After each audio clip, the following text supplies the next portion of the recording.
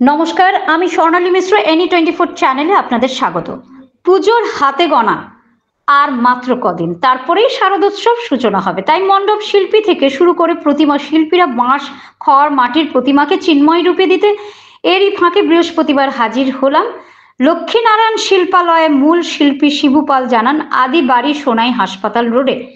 বাবা প্রয়াত মৃৎশিল্পী রবীন্দ্রচন্দ্র রুদ্রপাল। লক্ষ্মীনারায়ণ শিল্পালয় যার কোনো পরিবর্তন করা হয়নি, বাবার কাছ থেকেই হাতে খড়ি। এখন আমার ছেলেরা একই পেশায় জড়িত। ৩৫ বছর হয়েছে উধারবন্দে আসার। মা কাঁচাকান্তির আশীর্বাদে ওই পেশায় যথেষ্ট সুনাম কুড়িয়েছি। বর্তমানে শিলচর থেকে অর্ডার পাচ্ছি। আগামীতে যদি অর্ডার পাই তাহলে পশ্চিমবঙ্গের শিল্পীদের মতো বিভিন্ন সামগ্রী দিয়ে প্রতিমা তৈরির প্রয়াস চালাবো। উধারবন্দ হাসপাতাল রোড, লক্ষ্মীনারায়ণ শিল্পালয় থেকে নিহারকান্তি রায়ের রিপোর্ট। আপনারা দেখছেন এনি24 চ্যানেল। এভাবে আরো খবর পেতে এনি24 ইউটিউব চ্যানেলকে সাবস্ক্রাইব ও ফেসবুক ফলো করে আমাদের পাশে থাকুন। এসে দেখতে পেলাম যে সবাই ব্যস্ত, যারা শিল্পীরা, তার মধ্যে আমি একজনকে পেয়েছি। ওনার কাছ থেকে অল্প জেনে নেব। আমি এনি24-এর পক্ষ থেকে নিহারকান্তি রায়, এখানের যিনি মূল কারিগর হোতা, ওনার কাছ থেকে জেনে নেব। আপনার নামটা? আমার নাম শিবু পাল। আপনাদের এই শিল্পালয়ের নাম কি? লক্ষ্মীনারায়ণ শিল্পালয়। এটা কবে থেকে সূচনা হয়েছে এই লক্ষ্মীনারায়ণ শিল্পালয়? এটা তো বিগত আজকে 35-40 বছর। 35-40 বছর।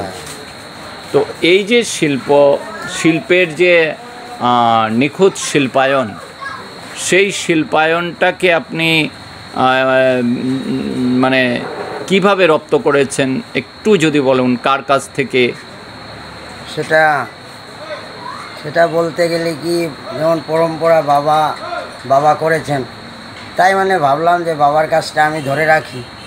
বাবার নামটা বলবেন? হ্যাঁ, স্বর্গীয় রবীন্দ্রচন্দ্র রুদ্রপাল। আচ্ছা। হ্যাঁ, তাই ভেবে মানে আমি প্রথমে কি আপনারা উধারবন্দে আসছিলেন না অন্য জায়গায় ছিলেন? না, প্রথমে আমার বাসা ছিল সোনাই। আচ্ছা। তারপরে তো আমি উধারবন্দে এসে গেলাম। মানে সোনাই থেকে চলে আসছেন উধারবন্দে? হ্যাঁ। আচ্ছা। তো সেখানেও কি প্রতিমার কাজ চলতো আপনাদের? হ্যাঁ, বাবার কারখানা ছিল। আচ্ছা, কোন জায়গায় ছিল কারখানাটা? সোনাই হসপিটালের সামনে। আচ্ছা।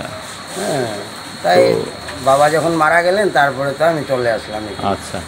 এসে তারপরে এখানে তো বিগত 35-এর উপরে চলে গেছে কারখানা আমার। আচ্ছা, 35 বছর। হ্যাঁ, 35-এর উপরে হবে। আচ্ছা। তো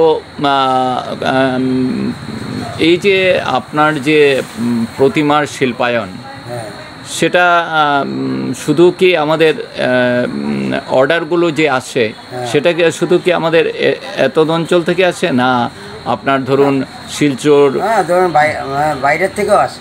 আচ্ছা, বলুন কোন কোন জায়গা থেকে আসে? শিলচর, হ্যাঁ, শিলচর, আরও বিভিন্ন জায়গার থেকে আসে না? হ্যাঁ। তো এর মধ্য থেকে আপনি এখন পর্যন্ত মানে সেই প্রতিমা শিল্পী হিসাবে, দক্ষ একজন প্রতিমা শিল্পী হিসাবে কোনো পুরস্কার পেয়েছেন? না, এরকম তো পুরস্কার আমাকে কেউ দেয়নি বা পাইনি।